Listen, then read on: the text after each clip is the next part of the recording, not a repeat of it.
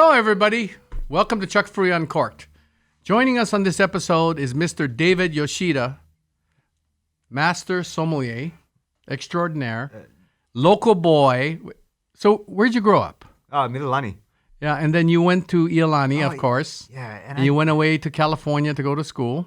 18 years on the mainland and just finally made it back. I promised myself I wouldn't spend more time of my life outside of Hawaii than here, so that was my deadline, and I've just made it home in time. Great. And you passed the Master Sommelier exam how many years ago?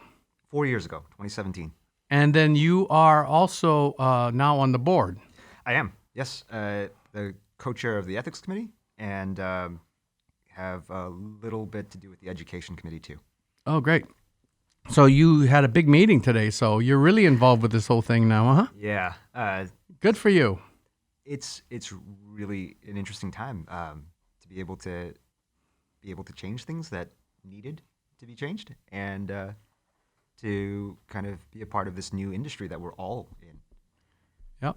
Okay. And so, again, David, this whole podcast is about trying to talk stories just to encourage the younger generation to perhaps develop an interest into wines and enjoyment of wines, right? Absolutely. So, you're a local boy, and you grew up here in the islands. And when you were younger in your teens and everything, what was your choice of beverage? For me, it was milk. I still love milk, and that's moving. Yeah. Oh, man. 1 year for Lent, I remember I gave up everything except for alcohol, water, and milk, and I kind of kept with that. People think, oh, that means you're an alcoholic now. Like, oh, it just means I don't drink orange juice in the morning unless I'm going to have a screwdriver. Orange juice is a mixer. That's what it is. That's the spirit. Yeah. So, okay. So then when you started getting into college. Yeah. And then when you went away to the mainland, did you start getting into wine more or? No, not at all. I had no context. I still haven't tried 2 Buck Chuck, but I wasn't far off from drinking that kind of wine. And I remember I had a roommate that 1 year I brought wine for her Thanksgiving party. She said, this isn't very good. I thought, hey, that's $8. It was supposed to be $13, and I got it on sale. I don't drink $13 wine. That's expensive. But it planted the seed for me that there was such a thing as good wine that I never thought about. I just thought it was wine. Everything was the same. And I got to go to a restaurant with a great wine list, but a bad sommelier. So he put his thumb over the price tag and told me this is what I should order. And I tried it, and it was the first time I'd ever had something that smelled like that. And I've kind of been chasing that experience ever since. How much was the wine, by the way, if he put his thumb over it? $99 for a half bottle. Wow. Which was a steal in in today's prices, I guess. But I never thought you could spend $100 for a half bottle of wine. Wow. It was Oregon Pinot Noir, for the record. And for $99 a half bottle? Yeah. Wow. So that restaurant was not shy about their markups. No. It was a great meal, though. Never going to forget that for the rest of my life. And kind of gave me a career afterwards. Okay, so that wine kind of like was an aha moment for you? For sure. And then why did you start delving into it even more? So wine tells these incredible stories, right? Like, that's what we're so good at here. Telling stories. And you can talk about the history of a place. You can talk about chemistry. You can talk about geology. You can tell any story you want to in a wine. You can talk about, some really kind of all these great coincidences in history of why something lands in one place. There's nothing else like out there that has so much richness to it, even before you open the bottle. Just understanding a label, right? As you know. So when you were growing up, besides that Oregon Pinot, what was another story that you heard that you sit there going, wow, this is fascinating? Oh, growing up, I guess my family, I was lucky to have a great-grandmother and grandmas that were always in the kitchen.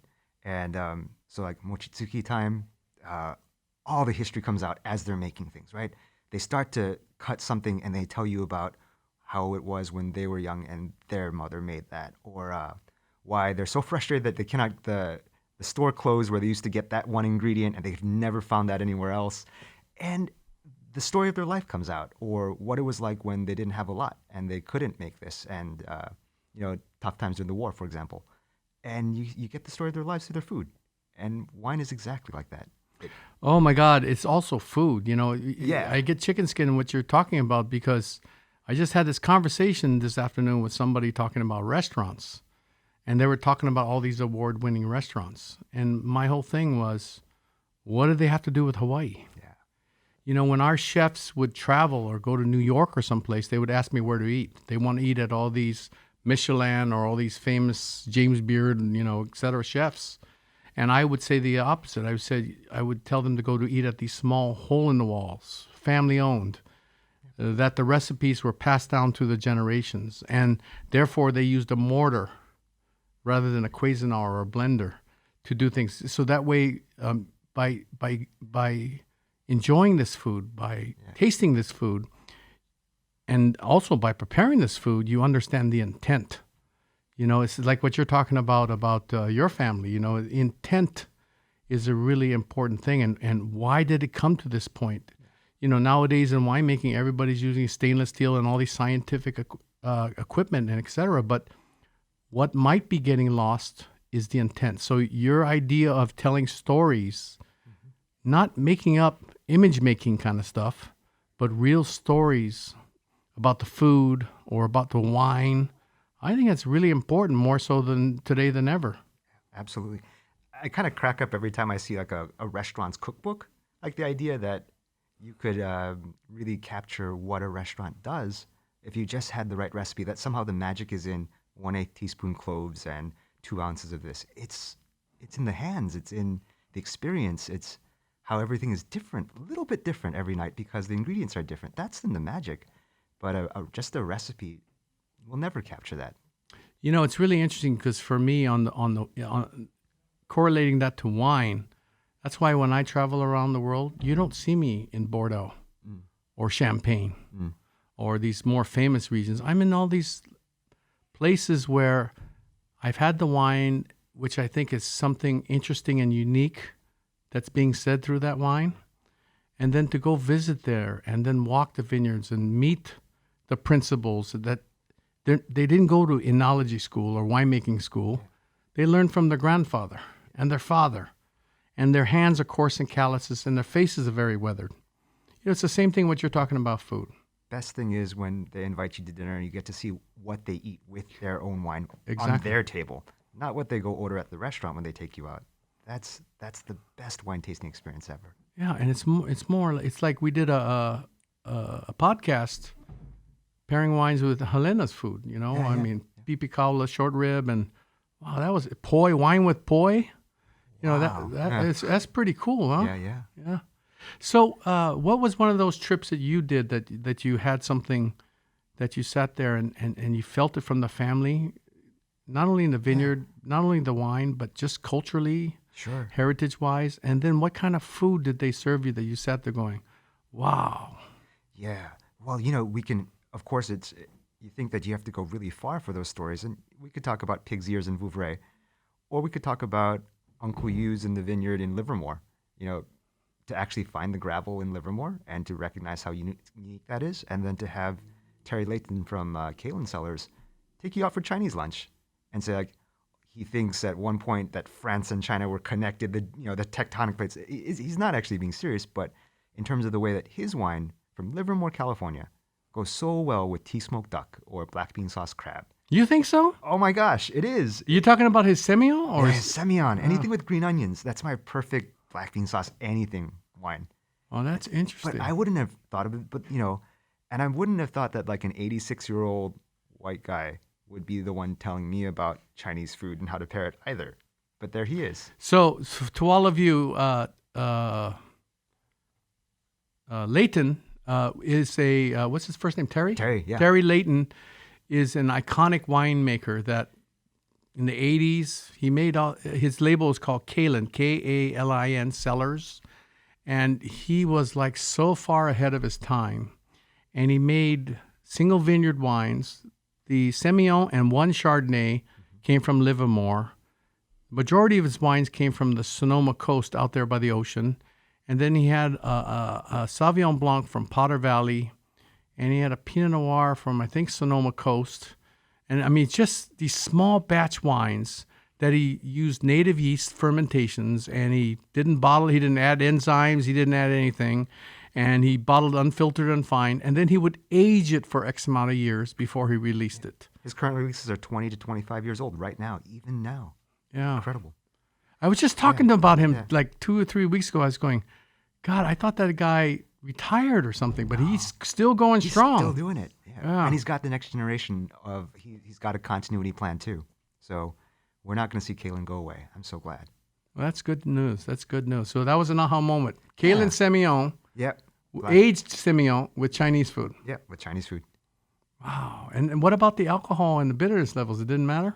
No, because at that point with 20 years, the umami of that wine is the dominant flavor. So we're starting to talk about flavors like Shaoxing wine. We're starting to talk about things that you would expect in shoyu.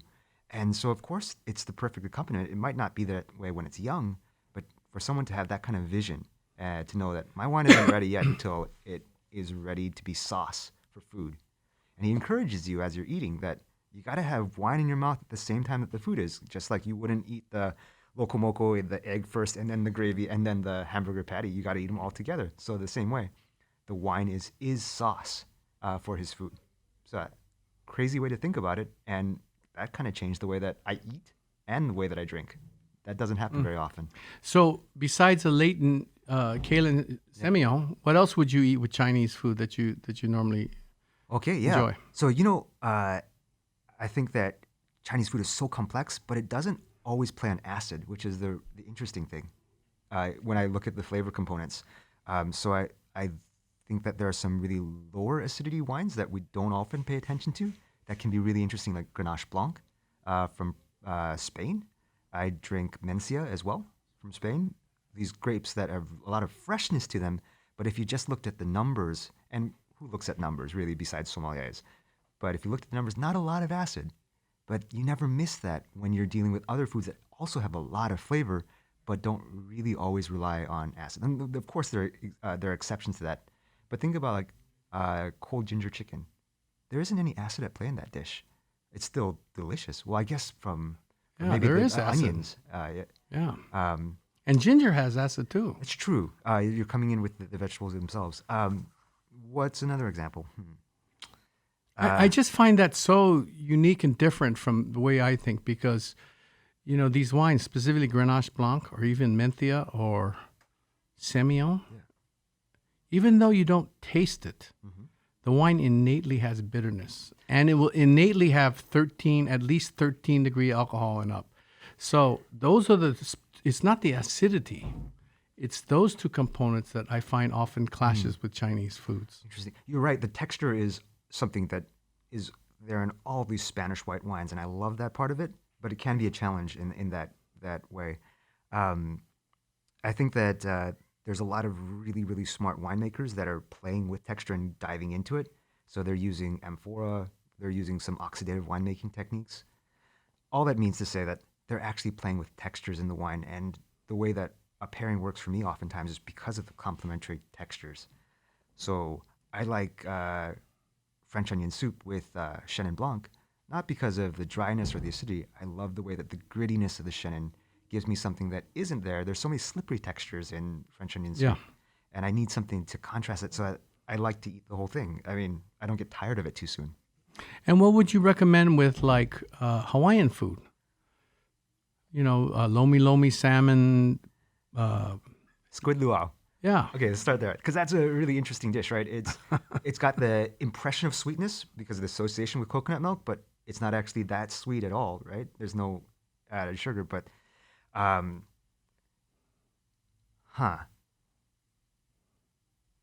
think that I'd actually go to Italy for that, for Sicily. Wow. And I think that some of the reds that are there, unoaked, so either Nerello Mascalese or I guess could even be Nero d'Avola, but these volcanic wines, so there's their connection. We're talking about an island that's also basically just a volcano that's kind of erupting right now. But that's just superficial. The way that those wines are so earthy but soft, I think that it's got that great complexity of things you don't really think about in wine. Like if I talk to my mom about, oh, this smells like horse manure and mushroom tea and like compost, and she'd be like, oh, you paid for that, right? But those are kind of the flavors in like food that's been cooked underground with the smokiness to it, that has that combination of the herbaceous vegetables with meats, slow cooked for a lot of time, and then you develop all those levels of flavor in a lot of what is Hawaiian food. I think that would be something. That's another interesting topic that maybe we can address at a different time. I think flavors like smoke and all that stuff is one thing, but I think structurally is a different topic. They're two different venues to think about when you're pairing wines and foods. But that's too complex for the average viewer. I mean, because it can get boring, But let me ask you this then. Okay, so you talked about Chenin Blanc with French onion soup. You talk about perhaps Mount Etna reds with this other kind of food and all this stuff. Well, now that you've been back to Hawaii you see those wines in the stores? Oh, it's hard to find. But so for the viewer, yeah, I want to try what David said. I want to try Chenin Blanc with French onion soup. I want to try Mount Etna with pipi kaula or kalua pig or whatever you wanted to say. So what advice do you have? Some of these wines you've walked by 100 times but never seen it because you didn't know it was there. But as soon as someone in tells Hawaii, you, like there is that small corner in the back of Fujioka's where you can find Mount Etna. Maybe there's 3 examples. It's not like the Chardonnay section, but you got to walk past the Chardonnay first. That's the trick. And then you got to go there and look and say, I always walk past that. I never knew it was there. So it is available. It's hard to find. But the great thing is the more people that drink it, the more will come to Hawaii. Well, that's the point. That's one of the points of this podcast is that, I always voice about whatever wines we're tasting. I always tell the viewer where we bought it from and how much it cost. Yep. Because the reality is there's essentially X amount of stores only that would carry these small family-owned, artisan, heirloom heritage vine, etc. Yep. And so you mentioned Fujioka's. That's a store we talk about frequently. Yep. But hopefully if we can talk more and more about these kind of wines on this podcast, and then the viewer gets so interested. Yeah. Like, I got to go find this wine. And then if we tell them that we tried this wine and this is where we bought it from at this price, hopefully they'll go to the store and carry it. Because the reality is these stores, the main criteria of why they carry wines is based upon how many times it scans a week. So another way of looking at it, if X amount of bottles don't sell, it's out and your brand comes in. That's the nature of business today. That's the business side of retail or, restaurants, everything. It's about generating dollar per square foot, right? Absolutely. So we got how do we get the viewer to wanna try Chenin Blanc with the French onion soup and the Mount Etna with the kalua pig? I think that the more time that we can spend with our consumers and give them tasting experiences, intentional pairings, where they're not necessarily in control, but they can be surprised that way.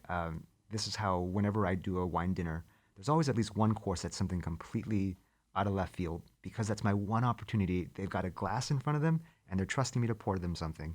So I will always take that to always say, like, hey, these are the similar flavors that you're used to. And so I want it to be familiar to you when you taste it. When I reveal it, then that's when we get to something really interesting. And then you realize, like, I can do things that I never really would have looked for otherwise. And the great thing is that Oahu doesn't have the monopoly on this, that there's pretty much a store on every island, right, that is still carrying these kinds of wines. And so for everyone out there that's listening, you don't need to come to Honolulu for that.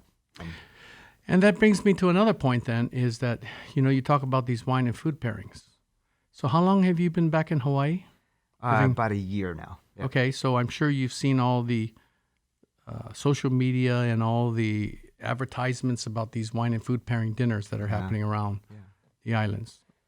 How many of them are really examining the umami, the textural, all the things you've mentioned? Yeah, that's really tough. So the old way of thinking about consumers was that if you knew about wine, that meant you drank Bordeaux. And so hard to I think people to have a that certain run. degree it's still going on like that. Yeah. Napa Valley, Bordeaux, Burgundy. But we do have a different way of thinking that there are, and it's not only younger people too. It's people that are traveled and people that have maybe gotten tired, or people that have interacted with this new generation of somms that we have. This whole culture of excited people that are passionate about wine, and that maybe were more open-minded than I was when I started out. That they tried Burgundy, but they also tried what else was available at the same time. So they didn't just go do the deep dive on DRC and just go that way. And I think that we're all going to benefit from that generation. Absolutely. Change is not going to happen overnight. Yeah. But then, that's one tier. Mm-hmm. If a restaurant can afford to have a sommelier, You're right. Yeah. that's one segment of the market.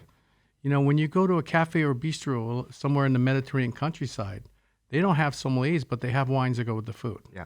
It's just a way of life there. Yep. So how do we filter that down to making sure that if you're having a French onion soup at this small little cafe, if you're having a Kahlua pig at Helena's, if you're having something, how can we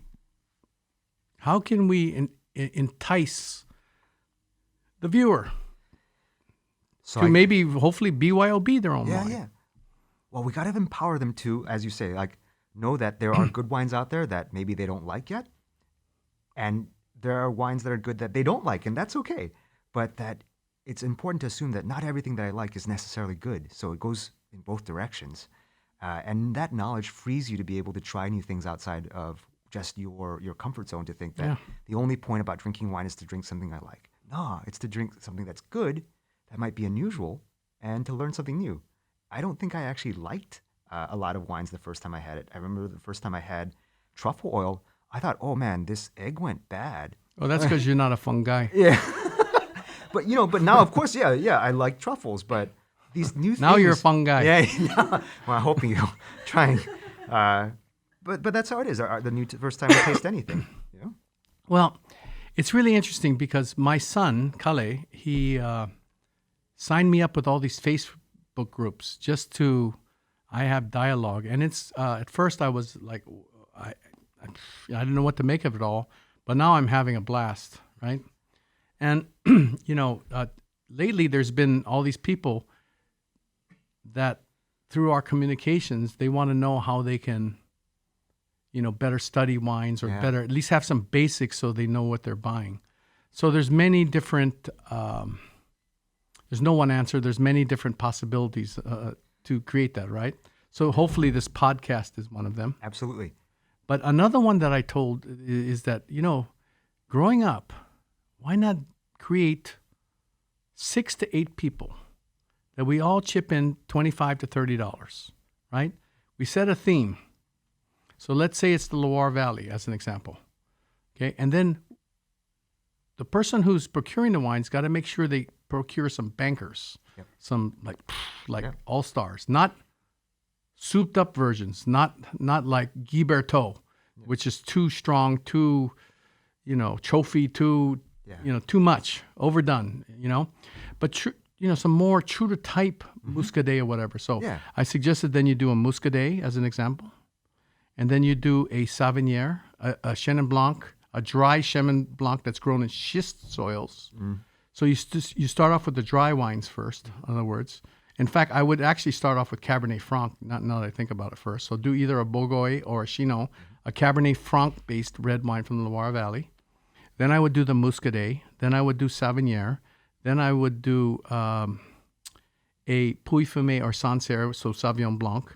And then I would finish off with a Vouvray like Champollion. That's off dry, because you want to do the residual sweeter wines last. Otherwise, it's going to make the other wines taste alcoholic. And so by just doing those 6 wines, and if they're all bankers, now you have something to, and then if all 6 or 8 people, each person did a research on one of these appellations, and they did a small, short presentation, right? You did Muscadet, she did Bourgogne, he did Sauvignon, right? Now we walk away in an hour with so much knowledge and experience. And the continuity of how these wines are connected too, because they're not just individual islands as they exist. Right. There's overlap, and the reason that they are next to each other, people drink from right at the border too between. Right. So you got to get that part of the picture. That's Well, a great I brought idea. up Loire Valley Yeah. because I knew you spent quite a bit of time there. So Yeah. I'd like to delve into that a little Sure. later, when Ariana comes on. Yeah. But the point of the story is there's different ways of learning, and I think if you can start a group like that, and Ariana can start a group like that, and Cully can start it, that's how we can affect change. That's right. But we got to make sure that they're tasting the right Muscadet. Yes. Otherwise, if they're tasting a shitty Muscadet, it's defeating the purpose. Yeah, and that's going to be all our responsibility, right? From the distributor all the way down. What's the point of bringing in shitty Muscadet to this state? That's another thing I don't even want to deal with because Sure. they get piggybacked on Yeah, whatever. But the point of the story is like stores like Arfield Wine Company, like in Kailua over here, they got an excellent selection. It is great. And Fujioka's, and there's some stores that carry really interesting. Like I bought a Muscadet from Fujioka's the other day. It's excellent. It's really, really good. And it's hard to find good Muscadet in Hawaii. And then maybe I'll go to Arfield and Einheine to buy this, and I'll go to Arfield and Kailua to buy this, and so same thing if I want to do a Piemonte tasting, or in your case, another area that you have a lot of spend some time in is Washington State. Yep. So we do Walla Walla, we do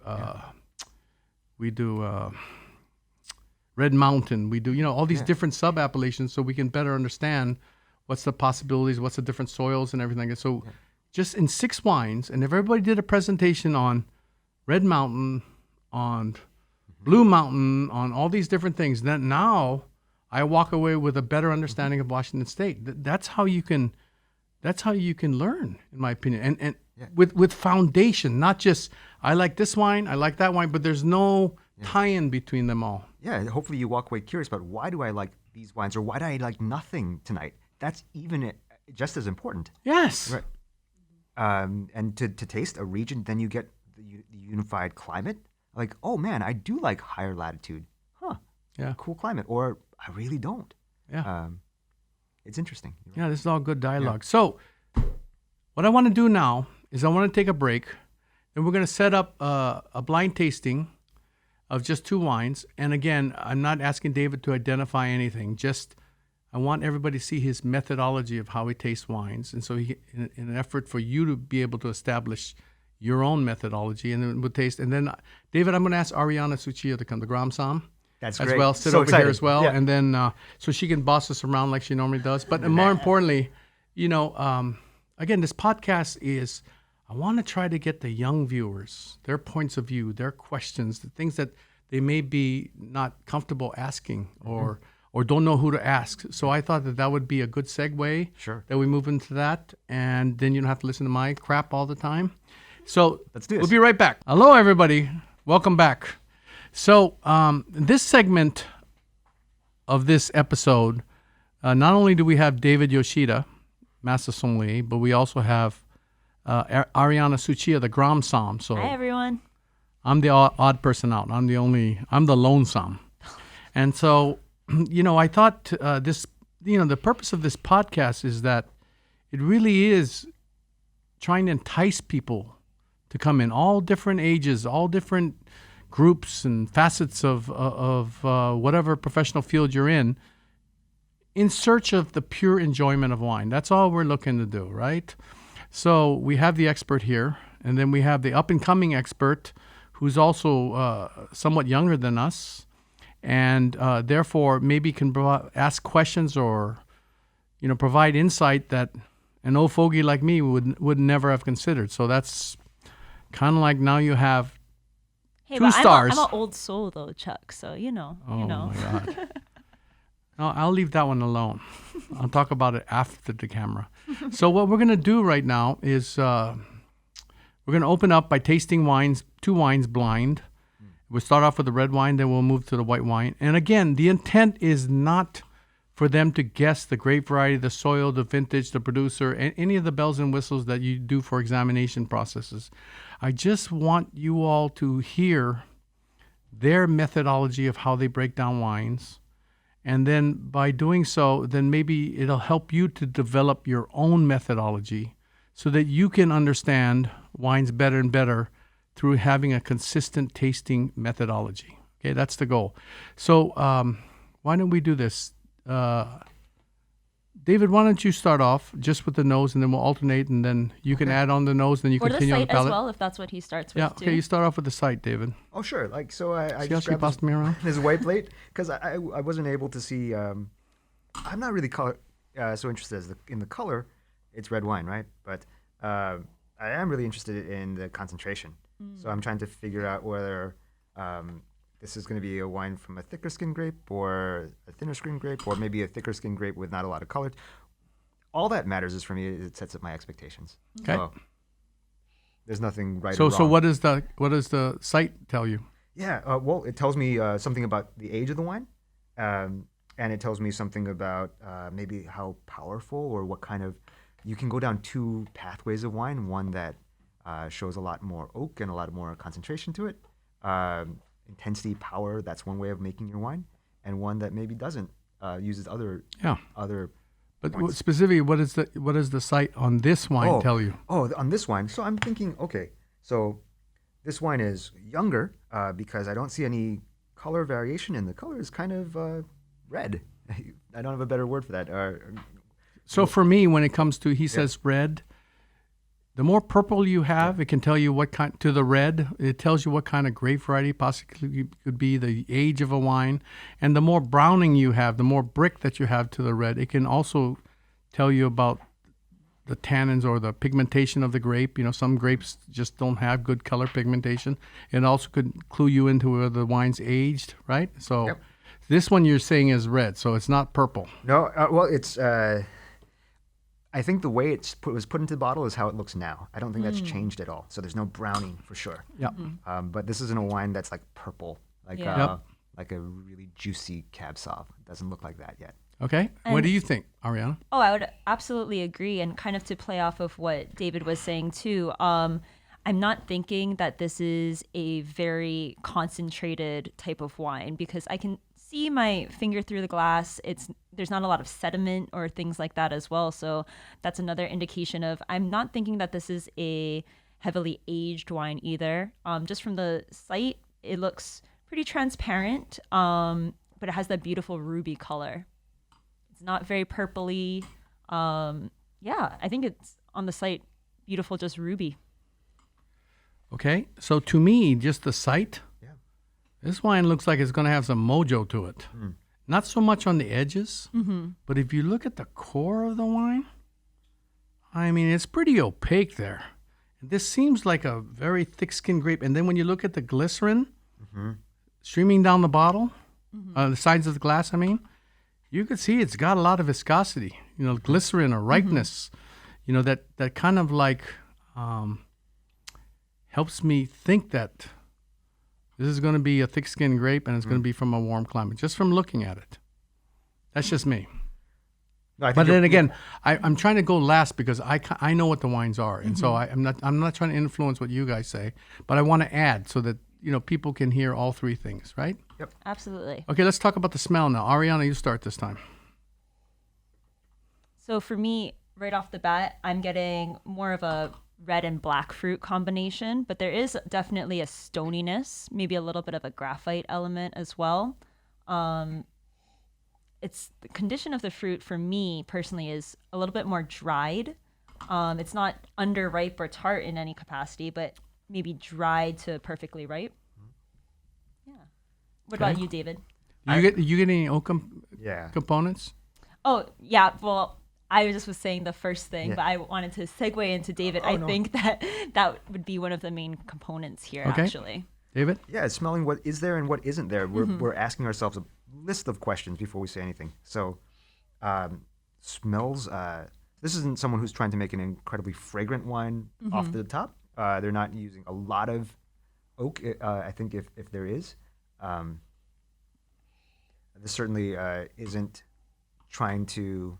I think this wine is aware of where it comes from, and it's not trying to meet one international taste profile. So it's interesting to me for that reason.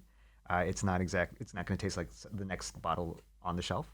And I think it smells like it's coming from a warmer climate. There's a slightly dried character to the fruit. It's certainly ripe. There's nothing that I would say is underripe or green or herbaceous about it. But there's also something really kind of savory to it at the same time. There's herbs. Yeah. So my mouth is actually watering just from smelling it. A lot of associations that doesn't have to happen to everyone. But I'm already starting to think there's a lot of sun, wherever the heck this comes from. Yeah, I agree There's a with you. lot of sun. Just from looking at the glycerin, smelling the wine. I have to add to you guys, though, to me, there's a fair amount of oak in this wine. Yeah. It may not be so new, but it's framed with oak. I don't know. I bought this at Arfield Kailua, heading in here, Yeah. and I think it was $27.99 a Okay. bottle. And I haven't had this wine in a while, but so I don't know the exact background of it all. But to me, this thing has some oak characteristics to it. Not new oak. Sure. It's not blazingly oaky, Yep. but there is that oak. In terms of like structure component. and it's integrated into this wine, but there is oak in this wine to me. Okay? That's my 2 cents. Okay, let's taste it now. David, you start with this one. Sure. Yeah. Ariana's description of the red and black fruit, it's perfect. It's berries, it's plums, it's almost even kind of going past black, whatever that is. Yep. So to raisins, prunes, and then to coffee. There's a bitterness to this one that isn't, we talk about bitterness as if it's only a bad thing. Like, come on, dark chocolate, that's fantastic. We can do bitter here. And I think that is been driven by maybe the alcohol perception. So again, confirming this is from a warmer climate, but also it's giving me this incredible savory kind of base notes for this. So it's that darkly, like it's an Italian roast coffee. It's not your French roast.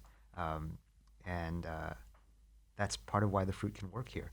I think that it's balanced by not just ripe fruit. It's not just telling a story about fruit. There's some other interesting complexity here. What do you think? Absolutely. For me, like you said, when you're describing like the dried prune element, almost like a dried fig component, but there's also, when you said the coffee, I was immediately actually thinking of like cocoa nibs and things like that, kind of a little bit more husky, but still playing with like kind of that stoniness and minerality, which leads into the savory component. I think it's a really structurally balanced wine as well too. There's no like high acids or really jutting out tannins or anything. It's pretty smooth all around for me. So to me, this wine in the taste, this is a thick-skinned grape. So even though it's not harshly tannic, it is tannic. It is thick-skinned, oriented tannins. But I would say that it's well made in the sense that it's not going to be a really, really gritty tannin for me, where it's not making my teeth completely it's not chewy. harsh tannins at all, but there's tannins here. You could see this is to me, a thick-skinned grape. This is not, even though the color has lighterness on the edges, this is a thick-skinned grape to me, just from the feeling the tannins in the wine. So we got really ripe tannins here. Yeah. Yep. They waited an appropriate time to pick, and it's well matched for where it grows. And this wine is not stainless steel. This wine has some oak to it, and it's old oak.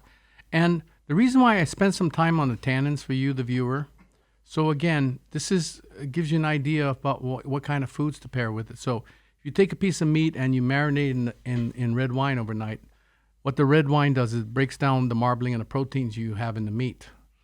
That's why people, it's part of the chemical reactions, and that's why people say red wines with red meats, because the tannins and the acids in the red wine can help break down the marbling and the proteins in the meat. So because this wine has those tannins, I'm thinking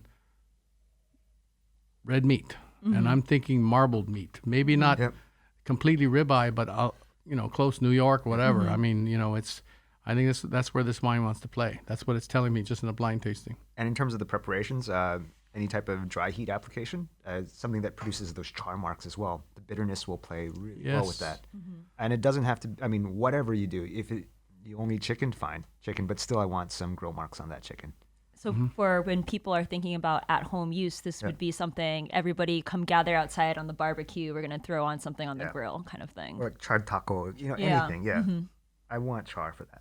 Okay. Anything else? How much would you pay for this wine? Well, you already told us it was sorry. $27.99. So I'm going to say maybe $28. That makes sense.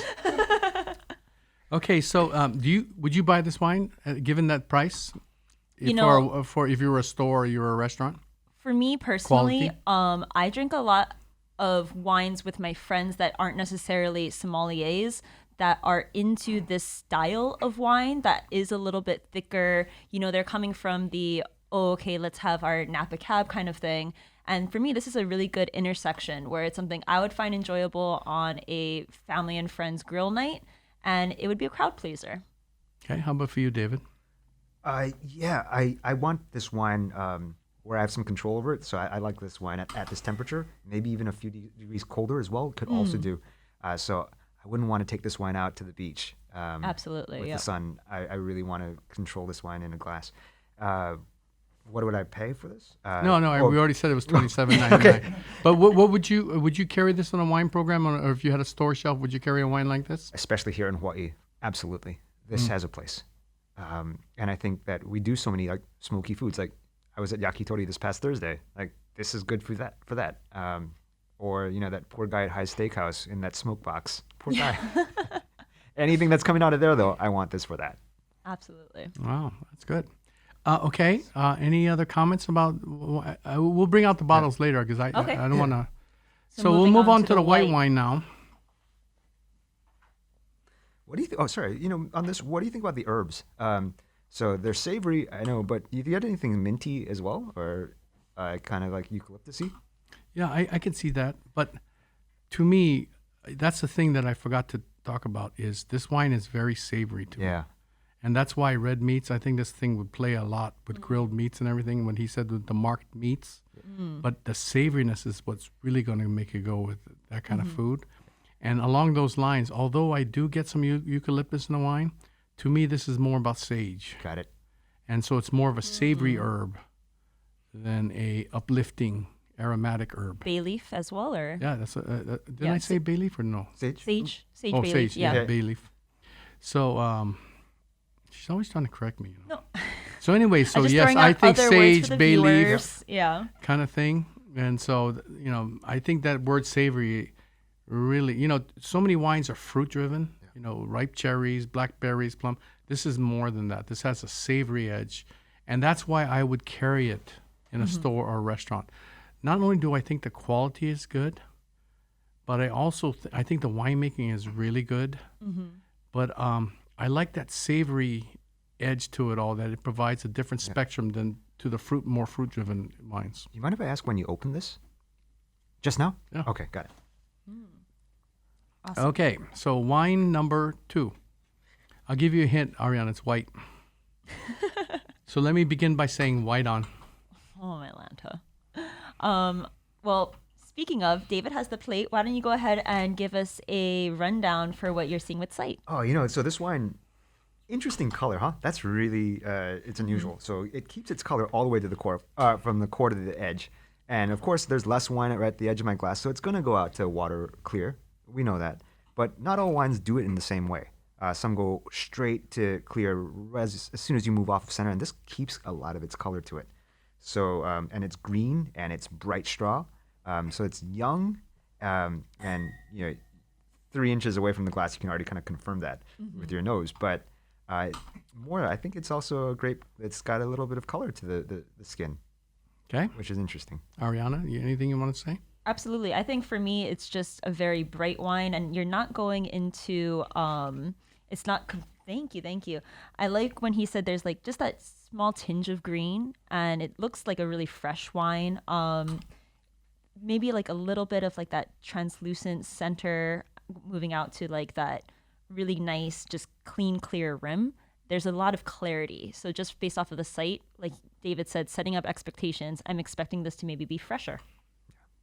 You were expecting it to be? No, I'm saying when I'm going to move from my sight to my nose, I'm already kind of setting up expectations of freshness. Okay, that's very good. I'll save my comments for a little bit later because I want to make another observation, but that's only because I know what the wine is. So I don't want to confuse anybody, so I won't say anything about the sight. But let's talk about the nose. Ariana, you start with the nose. So for me, immediately keeping freshness in mind, though, when I'm moving to the nose, the fruit actually smells a little bit riper than I was initially expecting. from the like green tinge and the translucent character, I thought it was going to be underripe or tart fruit. And now that I smell it, not to say it's overripe or, candied fruit, but there is a ripeness or maybe even a tinge of like a tropical fruit component for me. Yeah. But with that being said, I wouldn't say the fruit is also driving the bus. I think that minerality is also coming up in the backbone as well. Okay. Yeah, and some David. creaminess. Candied fruit. There's like fruit that has been candied. That's like at a Chinese bakery. Yeah. But then there's also fruit candy. And Oh, yes. so I'm trying to imagine whether these are actually fruits that I could ever buy in a store. Is it just a really ripe banana, or is this like a banana runt? Yep. Some chemist's understanding of a fruit flavor. So it's ripe fruit, and there's bubble gum. There's some really fruity things that I'm scratching my head what actual fruit it is. But on the smell, like there's also that kind of sour cream lactic note underneath of it as well. Absolutely. There's So almost like a leasiness, a slight sourdough almost thing for me too. And that's fantastic. Yeah. That balances it. So there's a lazy component, Yep. but do you also get a malolactic component too? Like a butteriness. No, right? Lees, No. yes, but no. not no. the Okay, great. actual Because you were butter. mentioning malic, so I Sorry. want to make sure that we clarify that. Not to confuse the viewer, but Sure. this helps us down the path of understanding what this wine wants to say. Okay, so what about oak? Any oak presence? For me, if there is oak, it would be probably neutral or old, because right now I'm not really getting new cigar box. I'm not getting any toasty vanilla notes or anything like that right off the nose for me personally. So now I can say it because now we talk about the nose and everything. But the sight. So this wine is not bright and fresh. Although it looks fresh, it's not bright and sparkly and brilliant like how you have with a lot of stainless steel fermented white wines, right? So it's either seen some old oak or some concrete, or it's got some age to it, a little bit of age, right? That's what the color wants. So confirming in the taste now, smell. What are we talking about? Smell, right? Yeah. Well, you said taste, so I just cheated and had a taste. So to me, this wine has some oak to it. Yeah, but it's not new oak. Okay, so let's talk about the taste, David. You start off with Sure. the taste. Yeah, I'm going to confirm what Ariana was saying, that as fruity as it was on the nose, it's much fresher on the palate. So agree. it's not overdone in any way. Right. There's restraint to this, and this is someone who knew what they were doing when they're picked. I agree. They weren't just. It's not turning it up to 10 just for the sake of turning it up to 10. I agree 1,000%. So the fruit quality is perfectly fresh, and there is that tropical note. And there's a bunch of things that only here in Hawaii we know to talk about. There's soursop in this, and there is banana. But it's like banana cream pie, and that's where again there is that sense of some lees aging for me, And oak. and oak, And old absolutely oak. the vanilla Yeah. coming through. Yep, Yes. yep. Okay, Ariana. I think for me, it's also really interesting because, we talked about initially it was just like very clean and clear, but there's heft to it in the sense where it's not blown out all over my palate. Yep. But, there is a good amount of nice weight and nice balance to it as well. I think that, it has an interesting finish because it kind of goes from like that tropical fruit banana, but then it does dip into this kind of stoniness, like wet river rock almost thing. And then it trails off into that laziness for me. That's how it flows on my palate. So I think it has a really, really interesting complexity. Yeah, I agree. And you get, I don't know, the viewer needs to know this. I'll ask you this later off the camera, but do you like this wine? I like this wine because it intrigues me in the fact that I don't know exactly what it is. But I'm sure you know the family of what it could be. Yes. Yeah. I think, we already know right off the bat, like, We don't have to talk about the Oh, okay, grapes or anything okay. like that because, that's not the purpose of this blind tasting. I don't want to put anybody on the spot or anything. okay, What's fair. What's great is that this wine doesn't need food to be complete. It's interesting on its own. Not every wine is like that. And so it tells its complete story there. And of course, it can do with food as well. Yeah, But it doesn't need it. Yeah. I get a little bit of salinity too in the back. absolutely. Yeah. That's something that, I didn't talk about the savoriness of the first wine, But this wine has total salinity. Salinity, yeah. So that's why I would immediately think fish, shellfish like that, because it goes with that type of salinity. The two go hand in hand. And plus that, this has a lime to its lemon edge. So it's a lime lemon as opposed to just lemon. It's got this high-pitched kind of acidity in the middle. And I like that. And so I think it would act like a squeeze of lemon with a lot of seafoods as well, where it cuts through the fishiness, cuts through the oiliness, and cleanses your palate between bites. I think this wine's really good. I think it's very seamless. I think it's very well balanced. And the other word I would add is that this wine, instead of being stainless steel, simple and unpretentious, this wine has vinosity. This wine has old vineness. And I think it's just very interesting because every time I taste it, it's very different. And the last time I had this wine, it tasted more oaky then. I think it's because it's following this big red. I think we noticed the oak less, but this wine normally has the creamsicle kind of oakiness. It's not obvious. It's not belligerent by any means. It's just very well integrated. I think this wine's really good. I like it a lot. So we're thinking white meatier fishes, maybe like a mahi-mahi or something. White sauce, White anything. sauce. Oh yeah. Yeah. But I think you could do it with the olive oil, capers, and all that stuff too. I think this thing would like to have fennel inside, in some of the dish. I think this thing would capers. I mean, I think that kind of stuff. I think fish with some kind of vegetable added, like Chinese peas or sugar snap peas. I think this wine is really good. And if you look at the acidity, it's not hard. Yeah, it's Chenin not Blanc lean can be and- yeah. hard. And that's why Vouvrays, they leave a little bit of residual sugar inside so you don't notice the acidity as severely. Sauvignon Blanc can be very severe, especially from New Zealand. So even though you don't notice it, when you taste it, it's there. And so it can clash with foods very quickly, very easily. Same thing with Austrian Gruner Veltliner. The acidity of those wines is very severe. David, you want to add? Yeah, that's another thing. This acid is real. No one acidified this wine. Exactly. Oh, yep. And so it's a really complete acid all over my palate. Absolutely. You know why? I think it's high percentages of tartaric acidity.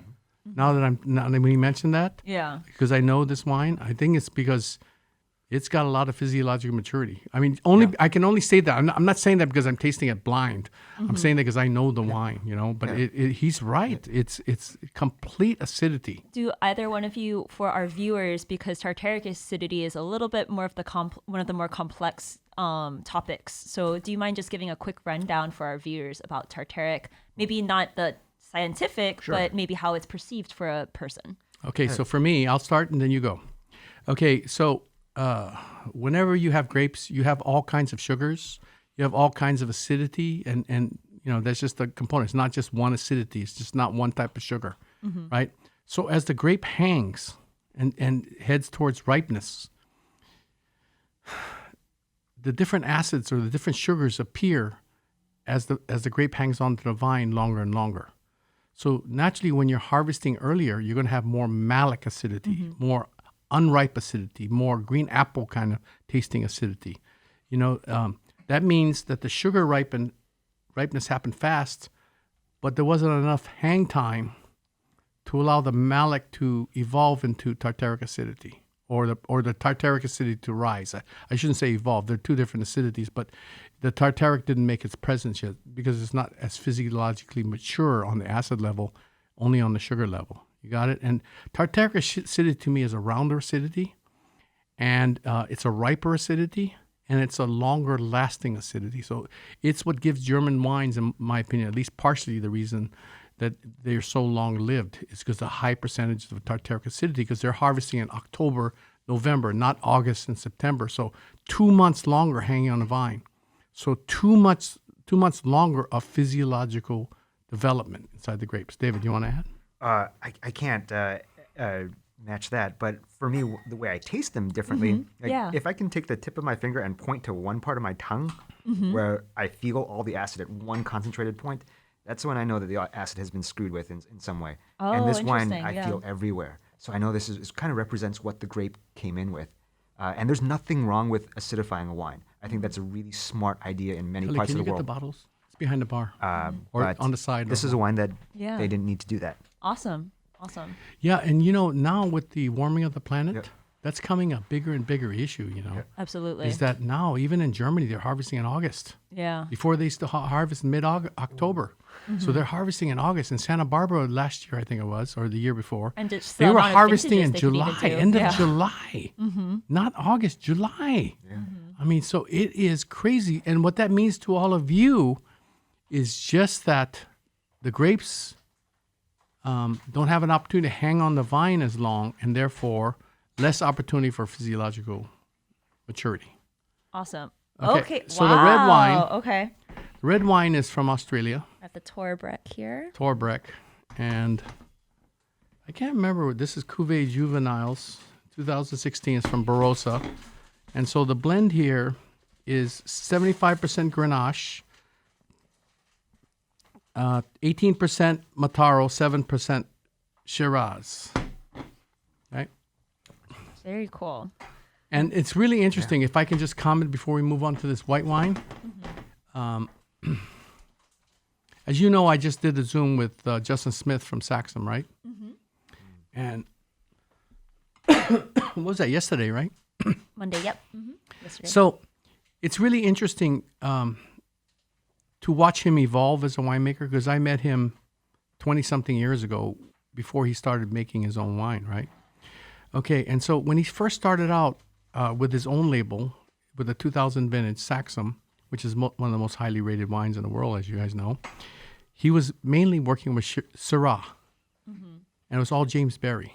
And so his first three vintages, it was more Syrah-based reds. And so you had these bigger, darker, denser, more, the kind, right? Yep. Okay. So then he discovered Rocket Block on his property. And before, when the Grenache was young, the roots didn't go down because it's all this hard, you saw the rock, bedrock underneath. So the roots didn't get a chance to go down. And I thought the Grenaches were good, but they weren't something special. But the parcel that was planted in 95, though, as time went on, as the roots went down, it got more and more character. And then if you look at segue to Justin Smith today, 3 of his acclaimed award-winning wines are Syrah-based, the same 3. And now you're seeing more and more Grenache-based wines, because as his Grenache vines go down more, they start to have more character from the limestone, silicious clay soils, right? The hard bedrock. Okay, but more interestingly, Syrah in a warm climate, that's when you can start getting the raisiny qualities, the pruny qualities, because that's what Syrah turns into as it gets overripe. Whereas Grenache, if you watch the yields, you can have more freshness, which this wine exhibits.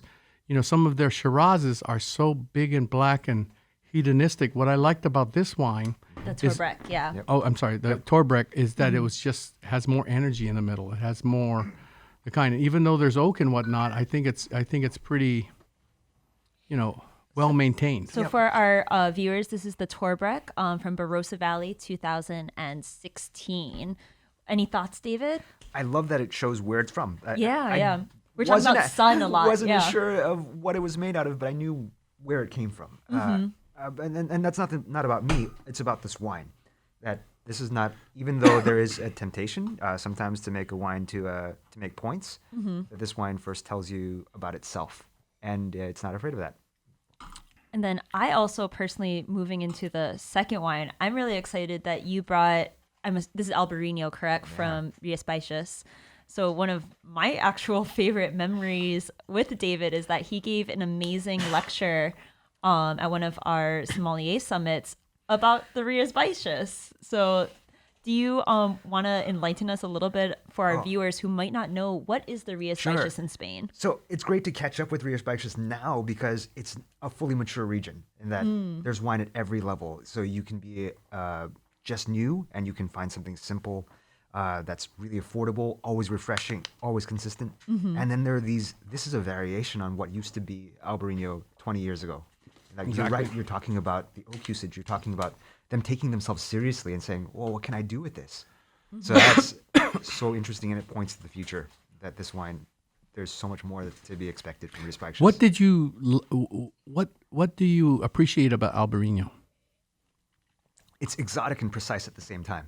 It's not just Elton John, like, or in that it's not just all about being opulent and all about being fragrant. When you get to the palate, it's serious. It's someone that has been classically trained but still can do something really fun at the same time, and it plays that balance very well. So it pleases everyone. Someone who expects like precision and minerality and acid control, it's got there, and it's someone who doesn't know what they just want to know.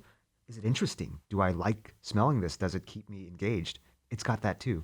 Is it a pleasure to drink? Is it enjoyable? Fantastic. Yeah. For Albarino me, can provide that. It really, now seeing it, it really makes sense where all that salinity characteristics came from as well. That added that extra oomph of layers to the palate and just like what we were perceiving. That's really, really cool. You know, it's really interesting. So all those Facebook groups that Cully signed me up for, I mean, it's amazing how many people are talking about Albarino. Thank God. Yeah. So where I thought Viognier was going to take off 10 years ago, 15 years ago, and it didn't. And then Albarino came, and I didn't hear anything. But now it seems to be catching on. A lot of people are drinking Albarino. Very cool. And Albarino is a Bordeaux grape now too. Oh, yeah, that's right. Yeah. So I mean, in terms of it is only going to go up. Yeah. People Yeah. recognize That just got released like last week, right? Or, Yeah. Crazy. Yeah. So just so you guys know what they're talking about is to address the warming of the plant of these more warmer and warmer vintages. Bordeaux has now announced 6 different grapes that they're adding to the laws that say you can use these grapes in the winemaking. Albarino was one of them. Yeah. Okay, so I want to explain this Albarino. Are you familiar with this? Raul Perez, yeah. Okay, so Raul Perez is like one of the hottest winemaking phenoms out of Spain. And he's specifically from the northwest part of Spain above Portugal. And he's most famous for being in Bierzo, and which is kind of slightly east of Rías Baixas. And so he has many different labels that he's involved with. And it seems like each one of the labels is a partnership with somebody else. So it's like all these little side things that he's got going on. So,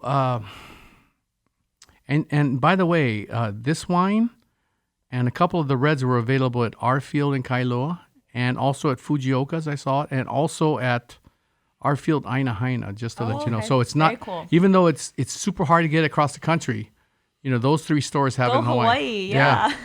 Okay, so let me explain to you Atelier. Atelier is a joint project that he does with Rodri Mendez, who's the vineyard guy in Rías Baixas. He's the man in terms of vineyards.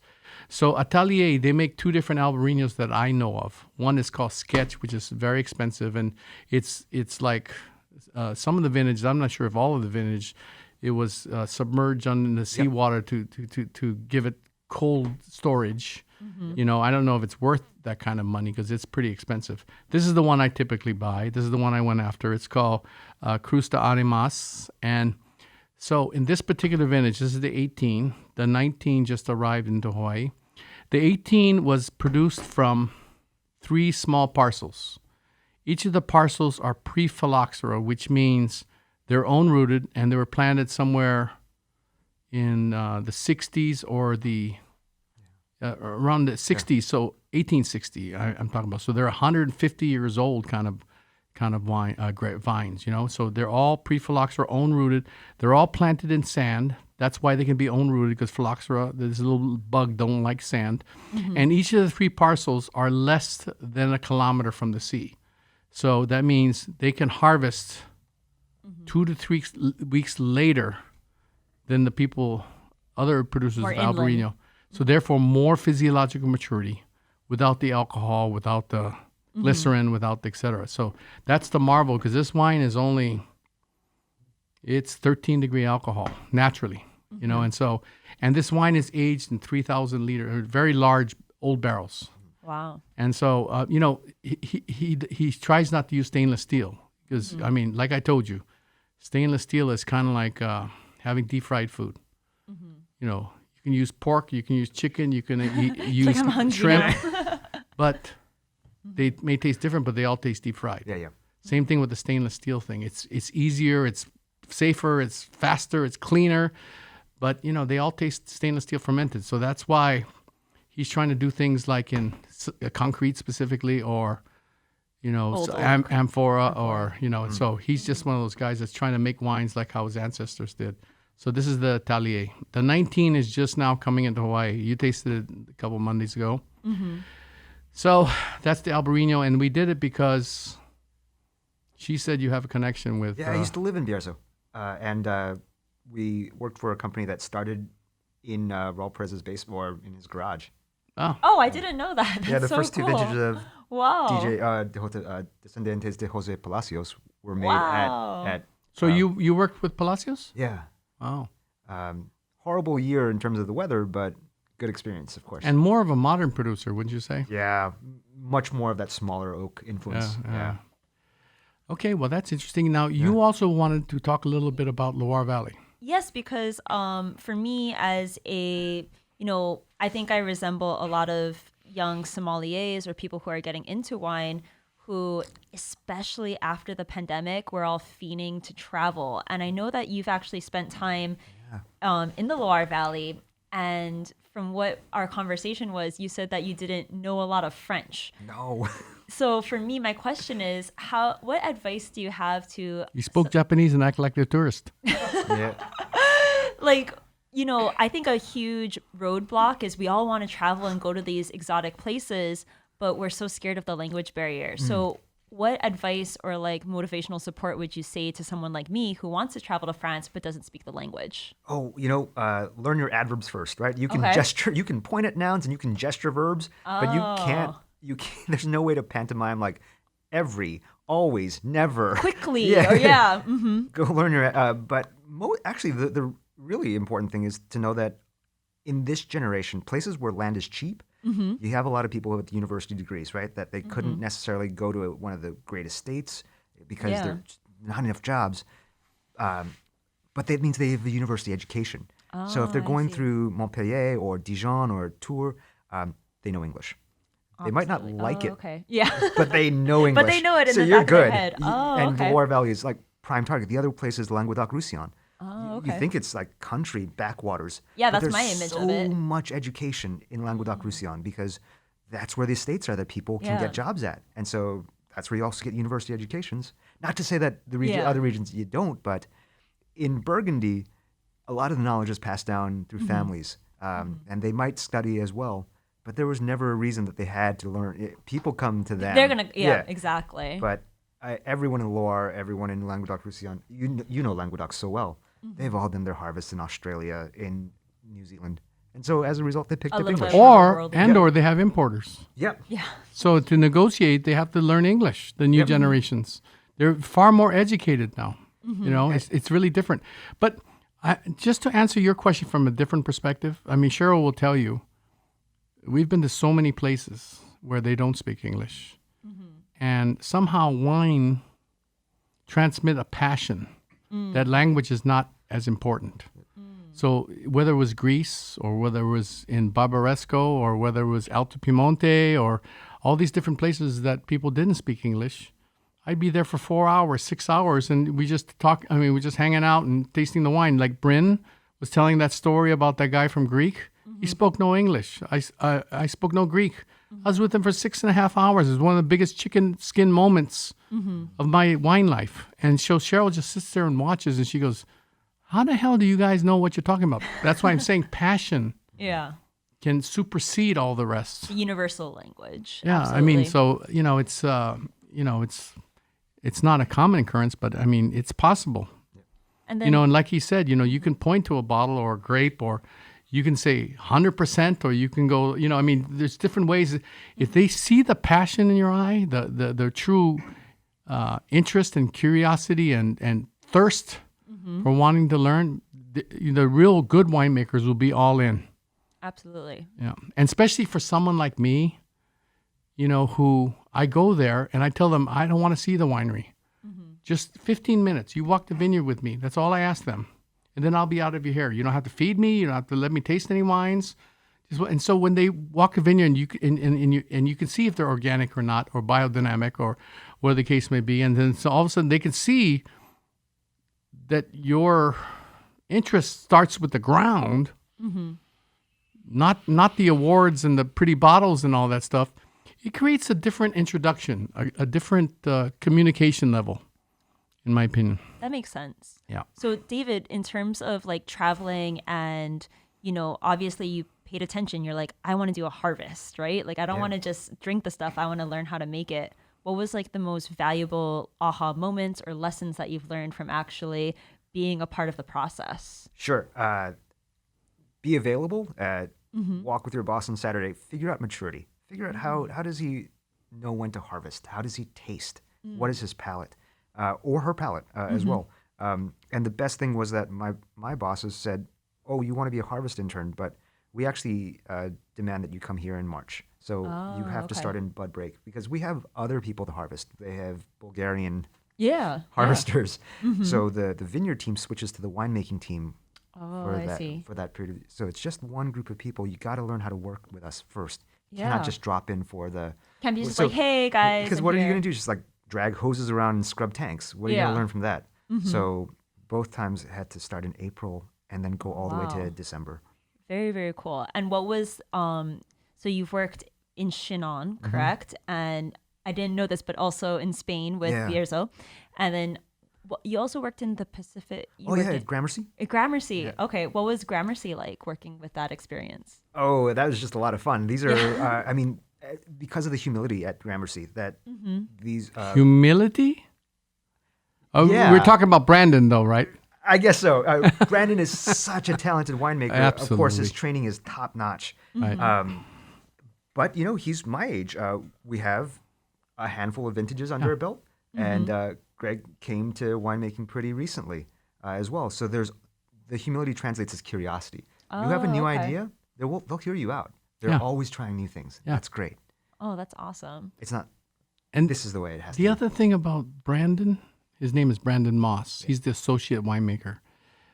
He's on site. He's on site for the vineyards and the wines all year round. He lives there in Walla Walla.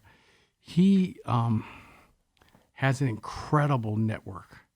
He's like one of the gang, the inside gang, so he can call up Christophe Baron and Cayuse and go, or in fact, he's really best friends with the assistant winemaker. I can't remember her name, but I mean, he's linked in. Oh, wow. Are you guys using thick stave or are you using, they're linked in. He's linked in. Yeah. Oh, wow. Yeah, totally. Local boy from Milton Freewater. Like, that's, That's very, very cool. And also, so I'm leading into, you brought us a very special treat today. Oh, no. So can you just describe what I have in my glass right now? You have my 2020 unemployment in your hand. Woo! I'll cheers to that. You moved home, didn't lost Stop a lot your of work. whining. Yeah. Lost a lot of work and still wanted to drink some wine last year. So went to Costco. Okay. Bought some Kirkland Pinot Grigio and Cab Sauv and started making vermouth. Woo! Okay. I love in Spain the culture of like being able to go to a vermouth bar and pay €1 and get a nice glass of vermouth. And €1, just €1. Wow. And then get another one, and they're all just out of cask. They're nothing pretentious. You have no idea what the grape or the that's not the point is. You get an interesting palette of the aromatics. But then halfway through last year, I realized like what's so what? I could make vermouth anywhere. What if I tried to make something with the flavor of Hoy in it? So started to transition. I started with a really conventional European recipe and started to switch out aromatics for things that could only be made here. So this has got noni in it for its bittering agent. Okay. There is pikake instead of rose. There's lavender from Kula. There is some olena in this for some of that earthy rootiness. And some other... I think you said mamaki, right? Yeah, there's mamaki in there as well. So very, very figured, why not? But it's still something I could have for $1.50 in a glass. So imagine if you'd use Maui Winery. Yeah, even better, right? No, then you have a complete Hawaii-made product. Mm-hmm. The only problem is, some of their wines can be quite pricey. So the funny thing about vermouth, the first recipe for Coke, like Coca-Cola, was actually a vermouth recipe, and they just switched out water for wine. Oh, but I didn't the know aromatic that. profile. So people that drink this, like, oh yeah, that's good. I don't know why it's familiar, but it's Yeah. So when you think about like a Manhattan whiskey and vermouth, and you think about a Jack and Coke, It's actually a really similar flavor profile between the two. I actually, that's what I thought about Dr. Pepper the first time I had it. Yeah. Oh, And I'm okay. not trying to sway people to drink cocktails. I'm just saying that we can enjoy wine in different ways. Sometimes, There's versatility there, absolutely. and maybe it's harder for us to make some of the great wines of the world here, but we can still take what we do have here. God, if I had known you were coming, I would have brought my schnoo to show you. I remember you telling me you went to like a wedding in cut me off. Spain, and they were only drinking vermouth. Like that's Crickets, what brah. they do. Crickets. Yep. So I just love how it's like a way of life there that you're like, okay, why can't we do Yeah. that here in Hawaii? Yeah. Why? It Hey, you want this? can be refreshing. It can be pizza. It can be something that's not terribly. It's not terribly intellectual. I'm sorry. There's not a lot to talk about this. It's Oh, I just, love it. just- It's so refreshing and enjoyable. and it's bitter. And So what do you age it in? Do you just age it in glass or do you age it in those small barrels? Made it this morning. It's unaged. Wow, Yeah. really? I actually, I boil oak chips in it for a few minutes, so that it gives it some of that. And You add sugar in here? yeah, there's it's about 60 grams per liter of residual sugar, which is Wow. really low for vermouth. Campari's 250, Nwali Pratt. That's a Red is lot of 200. sweetness, though. Yeah. I wonder if you could use agave syrup or something. For sure. Yep. Yeah. Especially the agave that's coming out of Maui now. Small Yeah. amount. Yeah. oh, agave's coming out of Maui right now? Yeah, if you right next to the Veterans Cemetery. Yeah. Grave mistake. Yeah. there's a rows of agave there. Wow. Oh, okay. Good to know. Very, very cool. Oh, yeah. Are they making mezcal? Not yet. Just But wondering. That's like, a in the back smart of my person, mind. whoever planted that. Yeah. Awesome. Well, I love this. Is there a name for it? Are you gonna name it like Yoshida's special sauce or Oh something? no! I mean, this is not a commercial product. This is just literally. This is the way that I got through last year without breaking the bank. Fair. Okay, I can appreciate that. That's a good one. Any other questions for you? No, honestly, I'm just having a grand old time with this vermouth right now. So Okay. I think we covered a lot of really interesting topics. Obviously, David has worldly insights for us. So I want to be like him when I grow up. Me too. I know. Well, to all of you, thank you for watching, and I hope you learned a thing or two. David, mahalo, bro. Hey, thank you so much. Thank you. Hey. Ariane, as always. And so, no, thank you. Oh my gosh. Until next week, we take care, y'all.